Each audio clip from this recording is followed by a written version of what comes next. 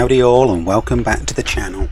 So I just want to say thanks to all my new subscribers. It's great to have you here, and everybody who's sharing and liking and commenting on my videos over on Twitter as well as here.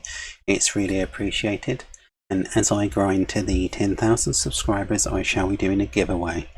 Anyway, on to today's video, which is a review for the little indie game called Hades. Now, Hades came out about 3 weeks ago, I think, but I've been playing so many other bits and pieces and an awful lot of other things going on in life that I haven't been able to get around to this review. But I really want to do this review because A, the game's awesome, and B, it's an indie dev called Supergiant Games. Now, they are most famous for making the game Bastion, which is absolutely amazing. I love that game. I played it a lot on the Vita. However, this is a new game which currently is only exclusive to the Switch on consoles at the moment, and basically it's a Greek mythology dungeon crawler-esque style game. Now, the graphics are absolutely amazing. It's like this hand-drawn style of graphics with fast action elements with different weapons and different play styles per those different weapons, and every time you start the game you can upgrade bits and pieces or buy extra parts to your weapons or different areas, and you can upgrade your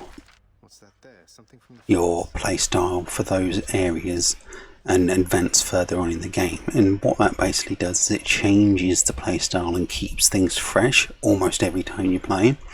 Now, the actual gameplay is nigh flawless. It is so really well done. The speed of the action and the fighting is absolutely perfect. The music and narration in the game is absolutely spot on. It portrays the different characters from the Greek mythology so perfectly well. And even though the game, you're going to inevitably die an awful lot. Now, I constantly died over and over and over and over again.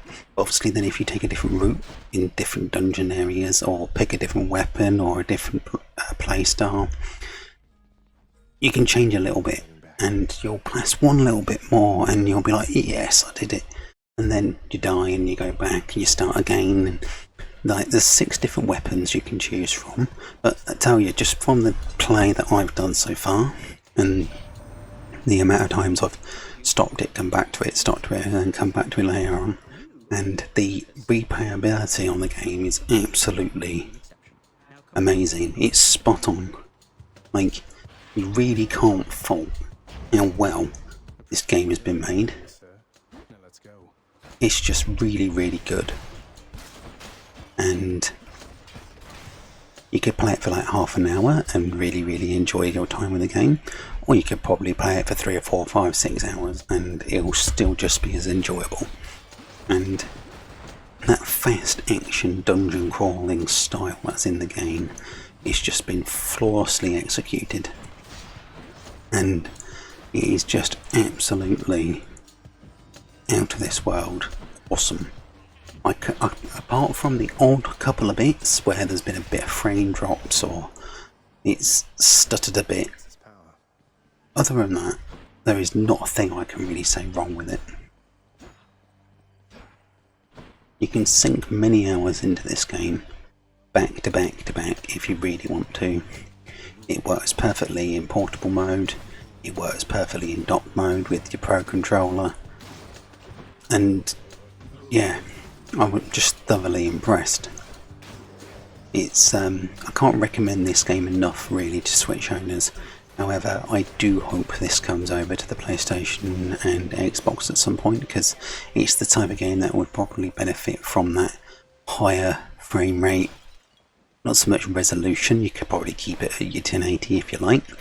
But, I mean, they're probably going to do 4K 60 or something, or even more on the frames, but it definitely could benefit from those higher frame rates, I think, with the game that it is, because the action gets really, really cluttered on screen sometimes when you're in portable mode, definitely.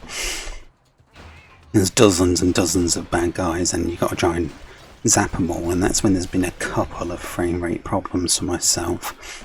But other than that, That's the only little thing I could say about it.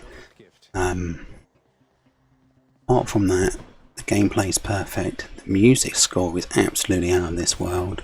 The sound effects are perfect. The art style I absolutely adore. I can't fault it at all. So if you like this style of game, it's definitely one that you should be picking up. And support the little indie developers out there.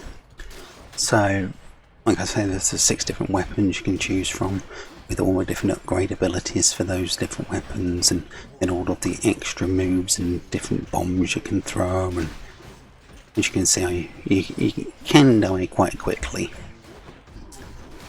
but you just start again and you're like, right, I'll try this slightly different, and off you go again, and it just all blends together and onto a winner. But if this game ends up remaining on the Switch, it'll be a little bit of a disappointment for myself. I really want to get this over onto the, maybe even the PS5 can get it, but it'd work on the PS4 as well.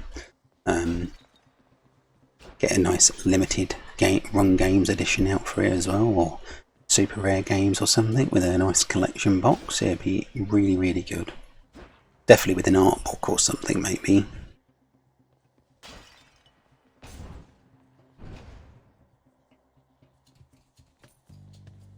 So obviously here we're just playing through the game, and you can see the different style of baddies and the areas. Like, my life's depleting nicely, but that all can change later on in the game, because you can get life upgrades and weapon upgrades, and you can be taking out these guys very, very quickly. There's bosses later on in the game which are very difficult, but again, once you start upgrading things, it's a little bit more, well, a little bit less difficult, so to speak, because you've upgraded things, and you can play through the game a little bit more and more and more, and get more of the Greek mythology stories, and yeah, it's just awesome.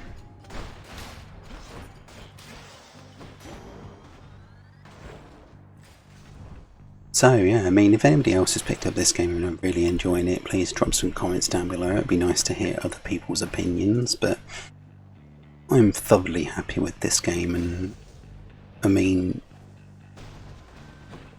I'd love to see more from this development house, because like I said, Bastion was one of those games where I really enjoyed it over on the Vita, and this is just one that I keep coming back to ever since I bought it, because obviously I've been playing other things like Crash 4, or I've had loads of other stuff going on that I've not been gaming related, and yeah, I keep just having that 10 minutes, 15 minutes, 30 minutes on this sometimes, and it's like, yeah, it's awesome.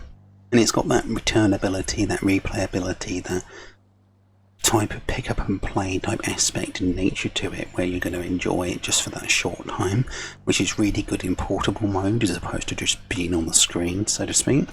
So for those people who like games that are on the commute or something, it's great for that.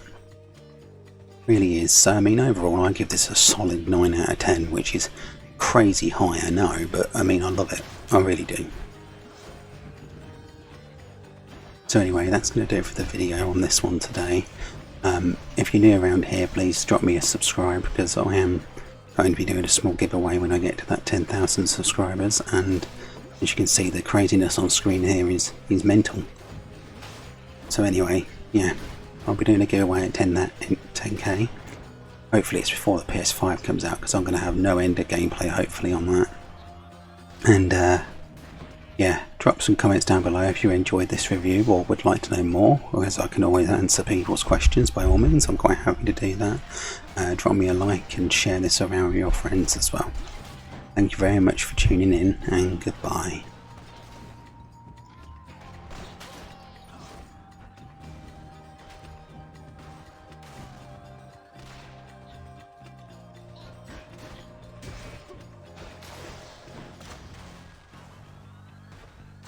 God's grant me strength.